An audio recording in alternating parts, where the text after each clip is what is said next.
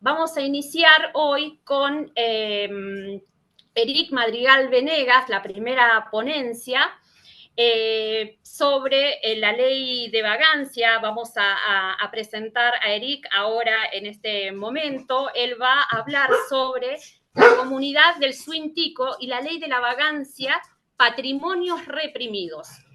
Eric es gestor cultural comunitario, está especializado en gestión del PCI, en políticas culturales de base comunitaria y sistematización de experiencias. Es egresado de la licenciatura en Administración de la Educación No Formal por la Universidad de Costa Rica.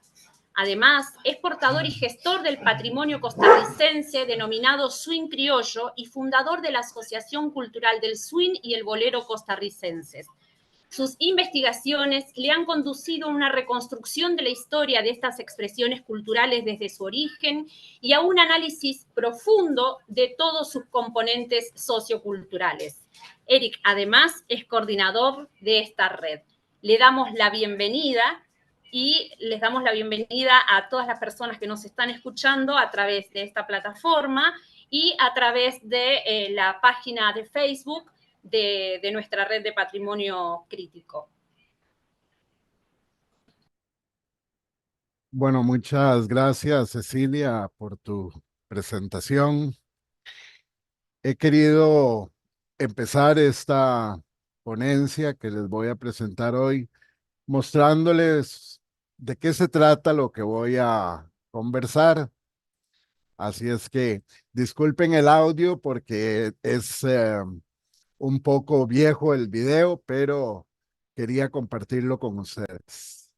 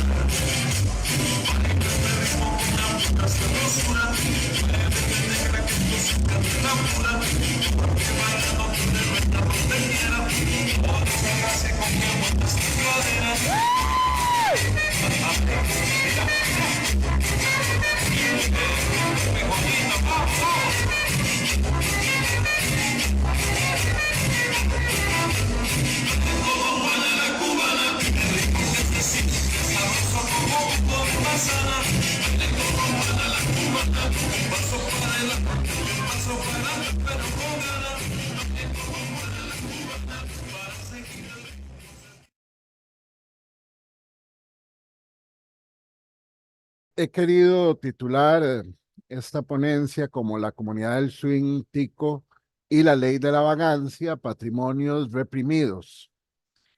La idea de este título es poder mostrar un poco esa relación del Estado con las comunidades patrimoniales, una relación que a veces es conflictiva, a veces está mediada por procesos de dominación.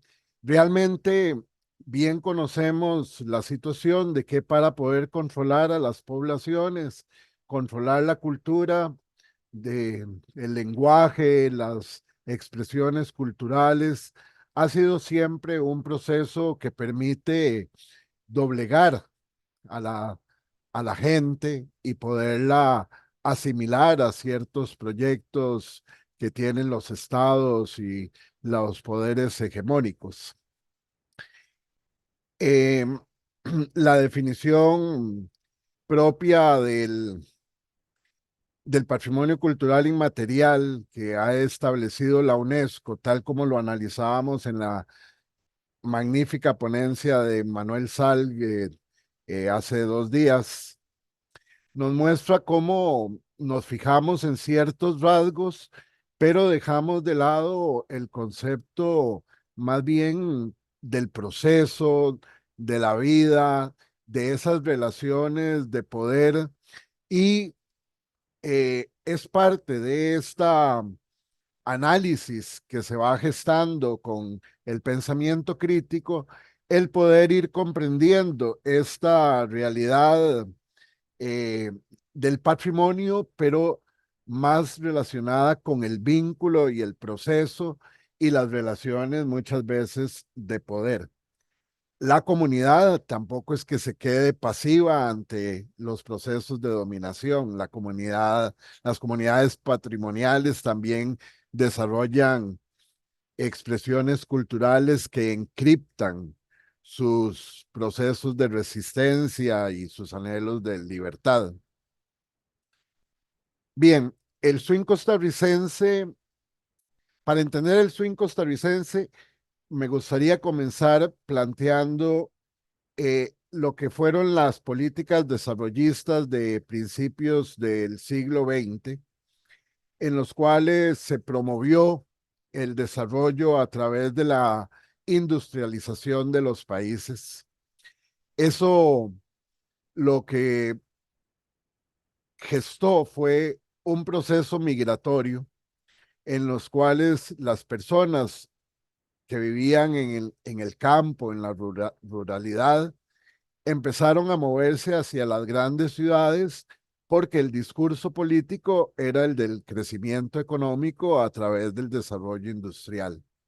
Bien sabemos que ese discurso era un discurso político y que cimentaba esperanzas vanas en el corazón de la gente. Cuando llegaban a las ciudades se encontraban que el proyecto era a largo plazo y no a plazo inmediato. Y así las ciudades se vieron ampliadas en su territorio por círculos de población muchas veces deprimida económicamente o en situaciones incluso de pobreza extrema.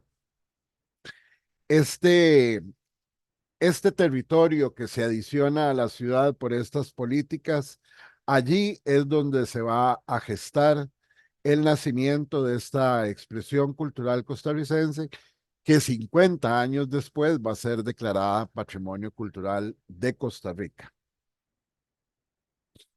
El swing costarricense nace de un grupo de amigos y amigas que representan a los niños que vinieron con esos padres de la parte rural y estos niños se encontraron con un espacio que no era el propio, se sintieron eh, extraños en el lugar en el que llegaban y la ciudad no era el territorio donde ellos habían conocido sus primeros años. Entonces, son muchachos que están deprimidos económicamente y que empiezan a unirse en grupos. Muchos dejan los estudios, las muchachas se dedican, la única posibilidad que van encontrando para trabajar es el trabajo de, del sexo en las calles. Pero hay un grupo de muchachos y muchachas que encuentra un gran aliciente en ir a juntarse e ir a bailar todos los días.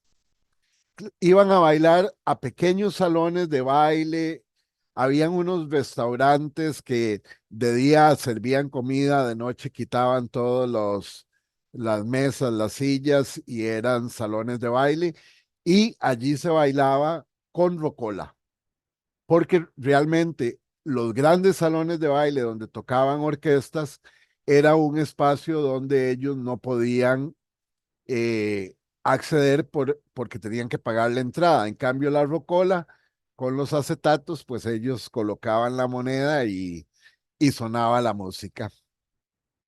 Estamos hablando que la música que estaba en ese momento era fundamentalmente pues el mambo, el cha-cha-cha, los boleros, las guarachas, el swing de las grandes bandas, el rock and roll, pero estaba en ese momento llegando una música completamente nueva. Nos referimos a la cumbia, pero no la cumbia colombiana, sino más bien ya una cumbia que estaba interpretada por orquestas y había ingresado esa música a los salones de baile. Y en Costa Rica fue muy importante en ese momento la llegada de las cumbias de la Sonora Santanera en los años 60. Entonces, el origen del swing va a estar precisamente en esos años, en los primeros años de los 60 del siglo XX, en los barrios del sur.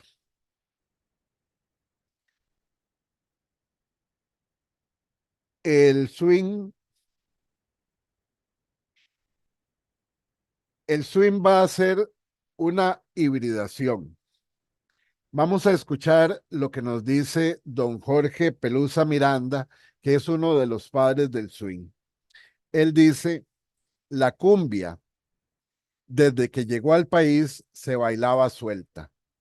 El hombre hacía sus pasos y la mujer los suyos. De pronto, en algún momento y sin pensarlo, hice un paso de rock and roll mientras sonaba la cumbia. Nos gustó tanto el efecto que comenzamos a practicarlo constantemente y poco a poco después ya solo bailábamos la cumbia de esa manera.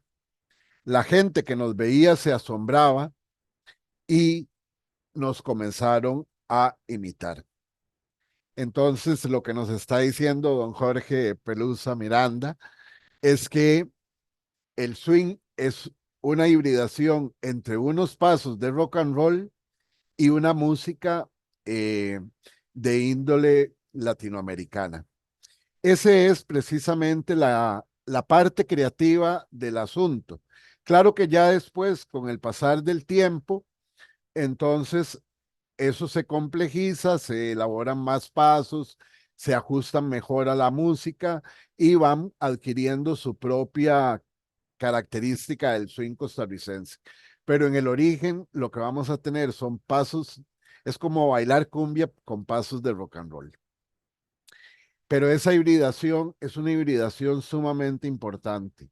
Nos coloca una corriente cultural que nos viene de Estados Unidos con una corriente cultural que nos viene del entorno latinoamericano.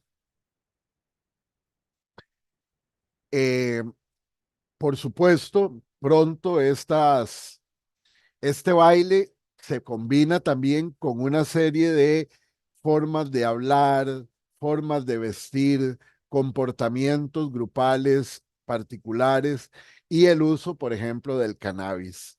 Es, digamos, la primera comunidad cultural que utiliza el cannabis.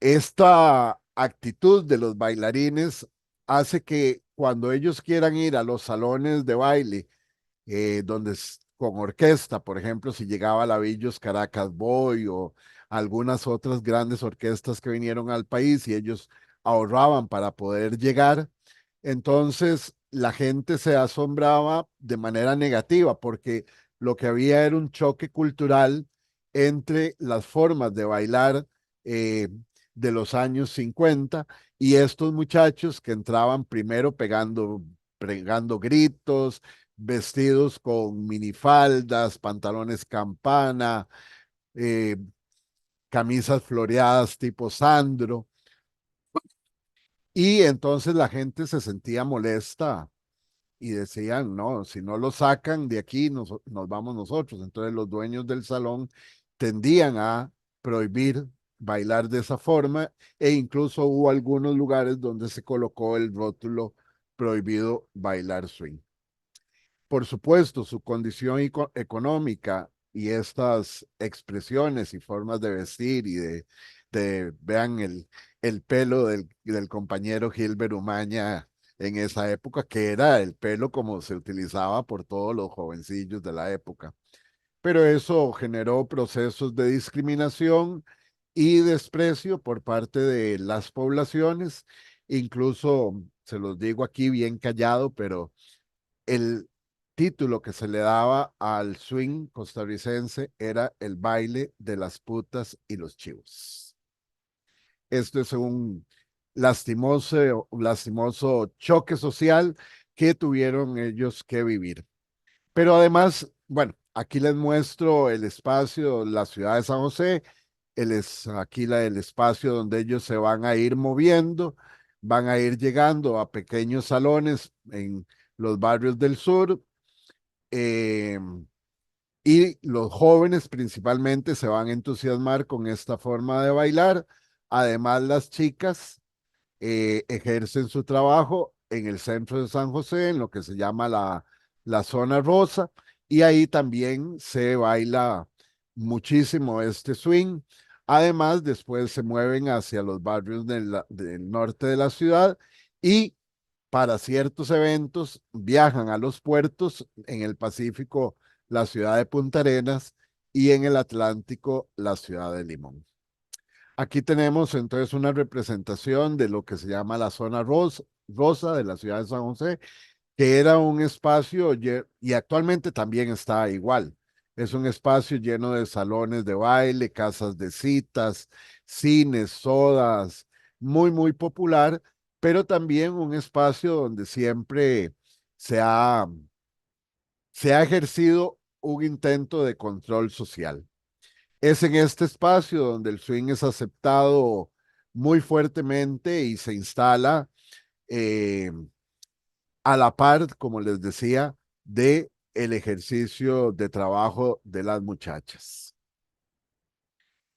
Lastimosamente, eh, paralelo al nacimiento del swing, se elabora una ley que es una reforma a estas leyes que venían desde la colonia y que fueron adoptadas también después de la independencia por los diferentes países, que se llamaron las leyes de la vagancia. La ley de la vagancia tenía en principio el, entre comillas, noble propósito de poner a la gente a trabajar. Sin embargo, esa misma ley después se empieza a utilizar realmente como un proceso de control social y eh, además del control social, este, reprimen principalmente a las clases socialmente más deprimidas. O sea que si ya por el discurso político la gente se había venido, no conseguían trabajo, estaban desubicados, ahora había una ley además que los quería controlar. Eh, digamos, la ley señalaba que los vagos eran personas mayores de edad sin trabajo lícito, personas que estaban en sitios de diversión y perversión en horas laborales y mujeres de conducta inmoral en prostíbulos y tabernas. Es precisamente este último elemento, el de mujeres de conducta inmoral y de prostíbulos y tabernas, lo que afecta profundamente al swing, porque como bien les decía, todas las primeras bailadoras de swing eran trabajadoras del sexo. O sea, tenemos un patrimonio cultural inmaterial heredado de las chicas que trabajaban en la calle. Y bueno, esto motivó eh, el, la realización de un control y una vigilancia, principalmente en ese lugar que llamamos la zona rosa, que era donde se consideraban que deambulaban los vagos. Ahora, ¿cuál es la voz? ¿Qué es lo que dicen al respecto los bailarines y bailarinas? Por ejemplo, la ley decía, es un vago el que trabaja, el mayor de edad, sin trabajo lícito. Sin embargo, contaban ellos, trabajos como zapateros, sastres, vendedores del mercado, eh, trabajadores informales, se veían afectados por la ley de la vagancia porque se les llamaba trabajos de vago. O sea, que el único trabajo que la ley consideraba válido era el trabajo que podía uno tener lo que se llama la orden patronal. O sea, el patrono que daba el permiso, o sea, que esa persona trabajaba con él. También la ley señalaba que eran personas que estaban en sitios de diversión y perversión en horas laborales.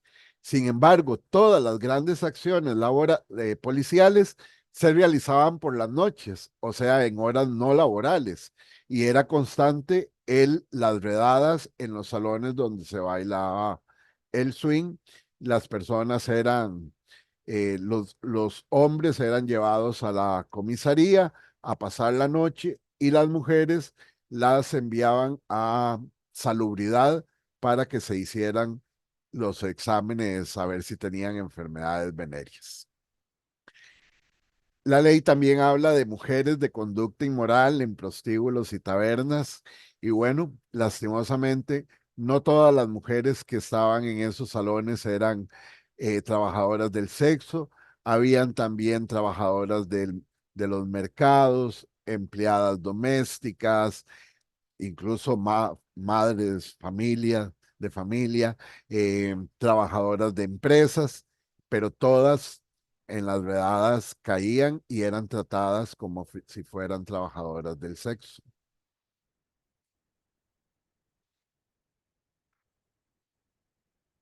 Ante esta situación que duró 30 años, eh, es muy importante escuchar entonces la voz de ellos y ellas, porque a través de eso vamos comprendiendo esa profundidad del patrimonio cultural inmaterial.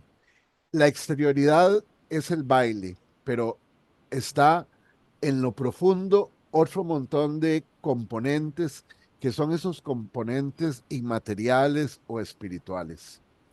Por ejemplo, la juventud como un proceso de búsqueda que da sentido e identidad. Y ellos dicen, éramos un grupo de jóvenes pasándola bien y aprendiendo de la vida. La percepción de lo injusto de la ley. Nunca entendimos qué mal hacíamos, para que nos arrestaran. El rechazo al control social y a la violencia policial. Dice, me quitaba los tacones para correr por el techo del salón y que no me apresaran. La pasión por sus expresiones culturales. No más salir de la detención y a arreglarnos para ir a bailar. Este sentido profundo de la protección grupal. Ellas nos traían comida a la cárcel y pagaban la fianza. Además, el swing es un espacio de revalorización de la mujer. En la calle éramos despreciadas y utilizadas, pero en el salón éramos las reinas del swing. Y además, el swing como un espacio de inclusión, decía uno de ellos. ¿Cómo despreciar a otros si nosotros mismos sufríamos el desprecio? Como les Eric, decía, poco sí, tiempo. ok, como les decía, esto eh, duró por 30 años hasta que la Sala Constitucional emitió una derogación de la ley y quería traerles este importante mensaje. Dice, es importante señalar que esta ley, al igual que otras que sancionan contravenciones, tienden a reprimir a las clases más pobres de nuestra sociedad. Por ello hay que tener mucho cuidado de no castigar en sí mismo la pobreza, la diferencia de opiniones o los modos de ser, o sea, los aspectos culturales, porque ello evidentemente es incompatible con nuestro sistema de libertad y con el principio de igualdad. Bien, en el 2012 el Estado costarricense hizo la Declaratoria de Patrimonio Cultural Inmaterial, pero hay unos elementos que quería traer a colación al respecto.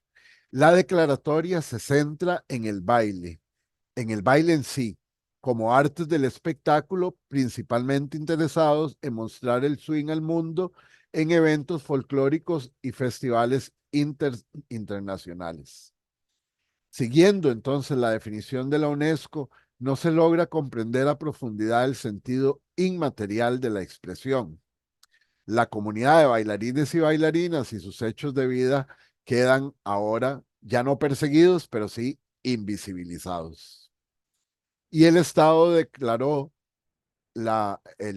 esto como patrimonio, pero no elaboró ni inventarios ni planes de salvaguardia. En el 2014, pues fundamos la Asociación Cultural del Swing y el Bolero Costarricense, tratando de dar una respuesta a estas deficiencias de la declaratoria. Entonces, la asociación se concentra en la expresión cultural y todas sus implicaciones como procesos socioculturales en los que el baile es la exterioridad de la expresión. El interés se centra en los valores asociados y los derechos culturales comunitarios.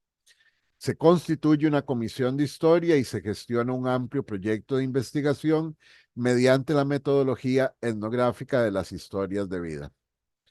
Las y los bailarines son capacitados en gestión cultural del patrimonio, sistematización de experiencias, políticas culturales de base comunitaria y educación popular no formal.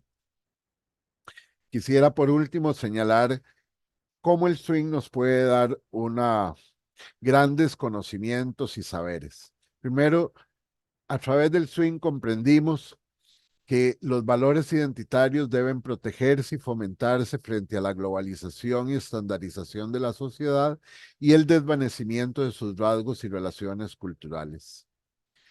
Las expresiones culturales comunitarias contrarrestan la construcción de una ciudadanía objetivizada por el consumismo.